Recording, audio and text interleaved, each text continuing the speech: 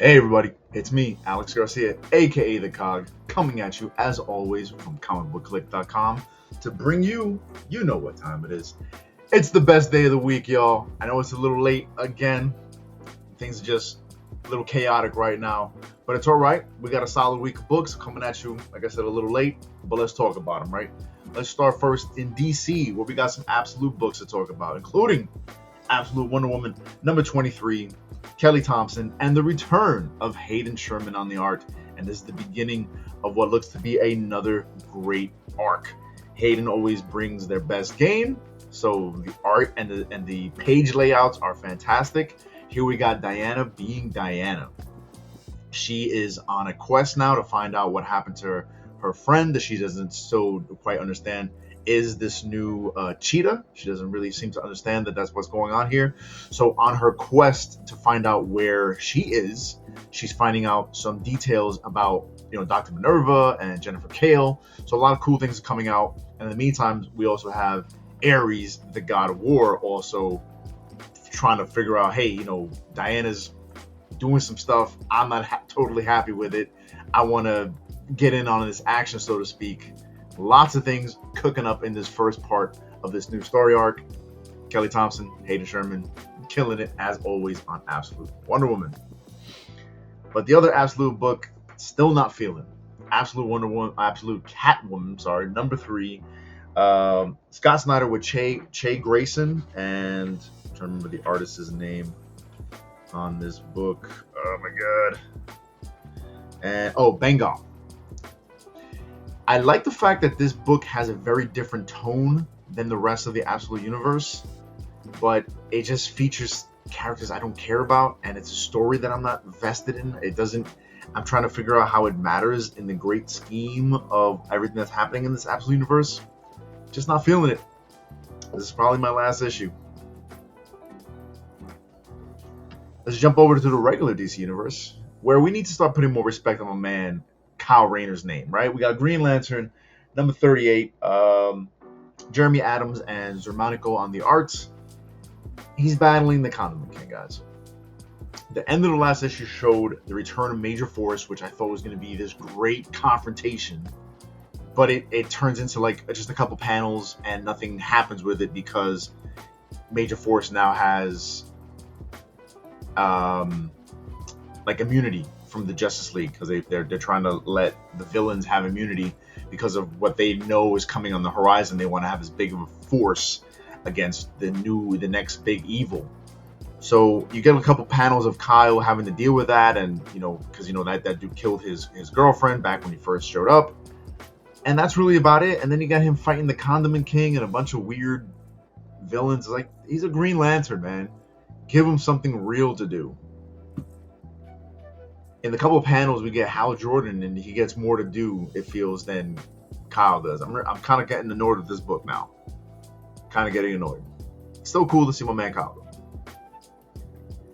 Check out Next Level, one shot, number 1, all about Deadshot, right? By Jerry Duggan and who's this Blanco guy?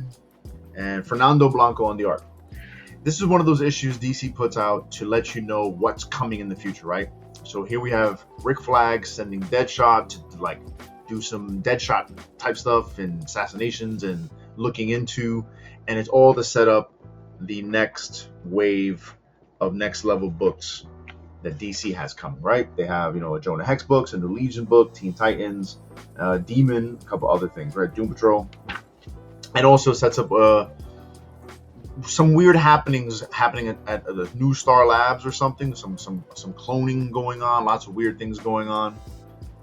If you want to be on the pulse of everything that's happening in DC, this is the issue you need to pick up. If you don't care about the things I just showed you, then don't worry about this issue. It was all right. It was okay. Let's head over to Marvel, where we got X-Men number 36 by Jed MacKay and Netho Diaz back on the art.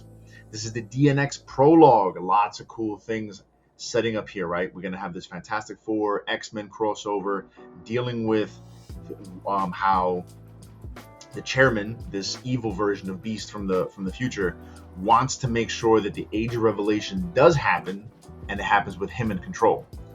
I'm digging this. I'm Again, I've been liking ever since the Age of Revelation ended and what's going on. And even though this is heading towards the Age of Revelation, I like the way Jed is dealing with it. I like the conversation that the chairman has with Magneto. That leads to some very, very cool stuff.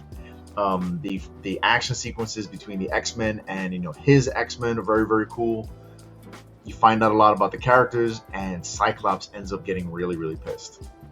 Always cool to see Cyclops get pissed because then the brain starts working. Great issue. We're looking forward to DNX.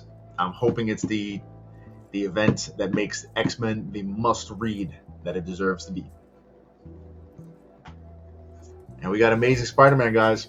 Issue number 35, which is issue number 999 in the grand scheme of things.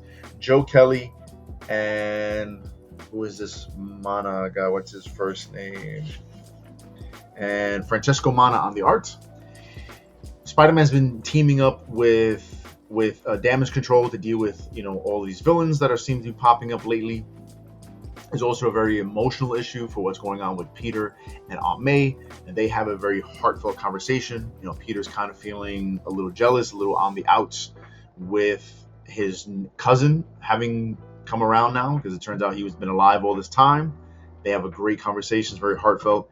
And in the meantime, we have Gwen Stacy, Spider-Woman. She gets into some kind of mind control stuff, right? So now Damage Control is like, hey, we gotta lock her up. Spider-Man's like, no, this is mind control. So now they're going at it. This is leading into issue 1000. Something happens at the end of the issue that I think is going to tug a lot of heartstrings and probably be the crux of what's happening in issue 1000, along with a new villain, apparently, if you've read these solicitations. So cool things happening, but the next issue really needs to hit hard because we need Amazing Spider-Man to be the must-read it deserves to be. So Joe, putting it on you. Stand by, y'all. Let's head over to Image, where we got both Matthew Rosenberg Spawn books. We got Spawn number 378, right, with art by Segovia, and Natchlick teaming up with him on King Spawn. Kind of falling out of it. I was giving it a chance to burn up, to do that slow burn. Has been doing this whole it's happening in the future. Where's Al Simmons? Spawn finally shows up, and I really like the way he shows up in Spawn. I'm digging that a bit more than what's happening in King Spawn, because King Spawn seems to be dealing with like the world of Spawn, and Spawn is like about Spawn. So I'm digging that. We got Al Simmons back. He's basically showing all the supernatural creatures, hey, I'm back and I'm the king, baby. So I'm taking over. So I'm digging this a bit more, but it's still a little bit kind of slow moving for me. King Spawn, I barely know the world of Spawn, so like being thrust into the world, it's kind of overwhelming and underwhelming at the same time. It's like there's a lot going on, but what is going on? I don't know how much longer I'm gonna stick with these books. I was trying to give it a chance. Never really a big Spawn guy, but Matt, I wanted to give it a try for you. Let's see what happens with the next couple issues. The covers look dope though, so we'll see.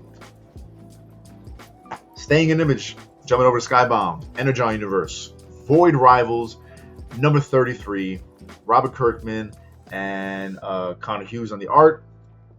Guys, I'm really, really loving this book.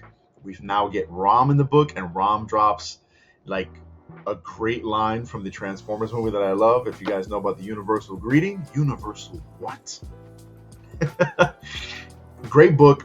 We have the team stranded on this planet. They run into Rom. Rom quickly shows why he's so legendary.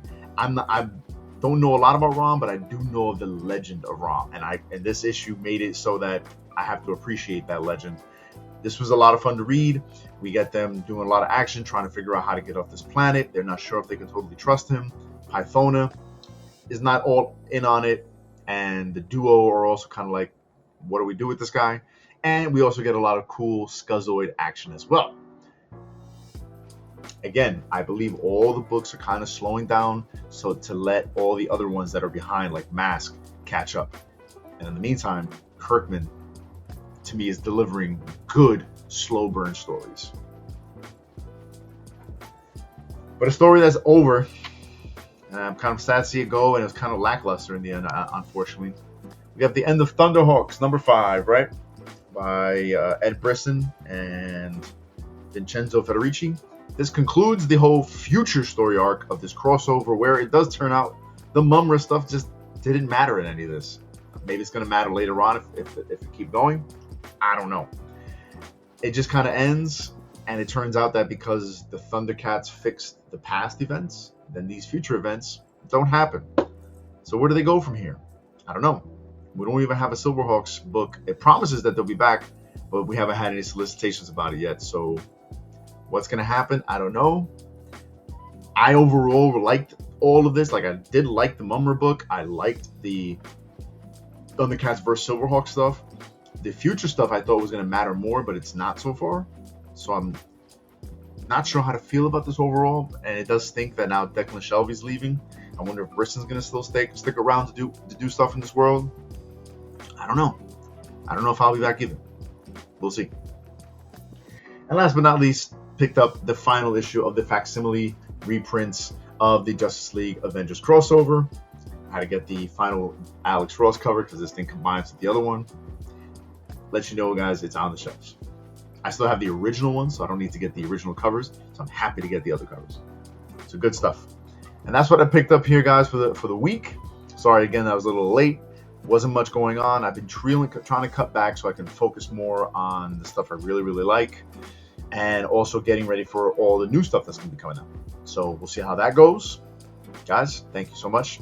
If you want to check out more in-depth reviews that we're just putting out constantly, make sure you're checking out comicbookclique.com. And if you want to check out all just the news as in general, or all the recent, people from our pop culture childhoods who are passing away, unfortunately, right now, as well as all the other good news there is tons of good news also happening. Make sure you're following us on Facebook, on Instagram, here on YouTube, on X. We're all over the place.